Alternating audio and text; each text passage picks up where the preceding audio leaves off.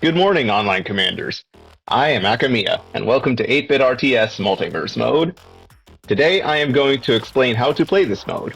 It's a rather unconventional mode of the game, reminiscent of Galactic Conquest mode in Star Wars Empire at War, which happens to be another Petroglyph RTS title. In Multiverse Mode, you, the player, go head-to-head against an opposing AI in a struggle to conquer the multiverse. There are two win conditions, and there's one that applies to set the game setup. Total Domination. This is the default mode. Capture and control all of your opponent's hexes. Capital Control. Capture your opponent's capital hex while protecting your own.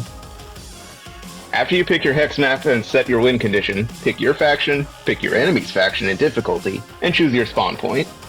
Your faction, and that of your opponent, will influence the kinds of enemies you face in neutral hexes and in some cases the third party in some larger maps. More on that later. Starting a game, you begin with units and a barracks in your capital hex. Some hex maps also start you and your opponent with multiple regular hexes that you can then build structures and then units in. You will also have bits to spend on unlocking more structures in the tech menu, which in turn unlocks units. This phase is known as Metaverse. In the Metaverse phase, when building structures, you are not constrained by such things as prerequisites. You can build them in any order you please. This is important because you only get 3 build slots in any given hex to work with. Sometimes 4, but I suspect that is a bug. So far I've only seen it once. In any case, build space is very limited, so choose your structures wisely. Hexes generate income based on a stat you can view on the Hex Information tab, and that income can be augmented by building resource-enhancing structures, such as Armies or refineries, Hordes upgraded headquarters, which are slot-free, thankfully, or Invaders resource enhancers. Once you have your buildings and an army, you will have to drag the units you trained from the garrison force into an attack force, which will then be represented by your faction's basic infantry unit on the map, regardless of what's actually in there. You can move this token into empty or enemy hexes for an attack, or if there's room for it to merge with another attack force, another hex occupied by an allied attack force. An attack force is limited to 75 units, garrison forces are limited to 35 units. For better or for worse, however, there is no way to move attack force units into garrison force slots. Once they're in the attack force, they're there until destroyed in battle. Once an attack has been initiated, you will be given the option of automatically resolving the fight, with your odds of success being displayed as a percent value to the right, or resolving the fight yourself. Winning control of an enemy or neutral hex you did not previously own will grant you more bits to unlock structures with, allowing you to complete your tech tree. As a defender, colored red, you get your hexes buildings, garrison force, and whatever attack force you might have had there, whether they were already there when the attack first landed, or they were dragged into place afterward from an adjacent hex in an effort to reinforce it. Depending on the buildings you placed, you may need to adjust your build order to optimize for the best outcome with what you have. As an attacker, colored cyan, you just have whatever attack forces you committed. Your build orders should be fairly standard from this perspective.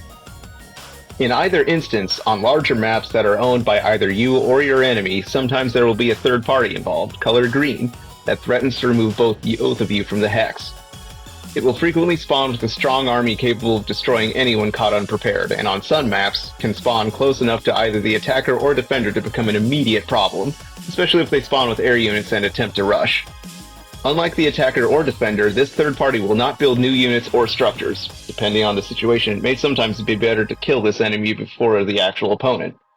On higher difficulties, one should take care that they do not completely disregard their primary opponent. The adversaries you may encounter as the third party or as the defenders of neutral hexes are random, but typically exclude the factions either the player or their primary opponent are playing. A notable exception to this is the Renegades faction from 8-Bit Armies, which will spawn regardless.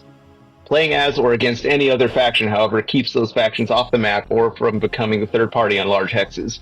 So if there's a particular faction you just don't want to fight against, avoid landing on their neutral hexes if you can, or play as them yourself, and you won't have to. Unless that faction you don't want to deal with is Renegades, in which case you may be out of luck. And there you have it. You now know how to play Multiverse Mode. Some warnings, however.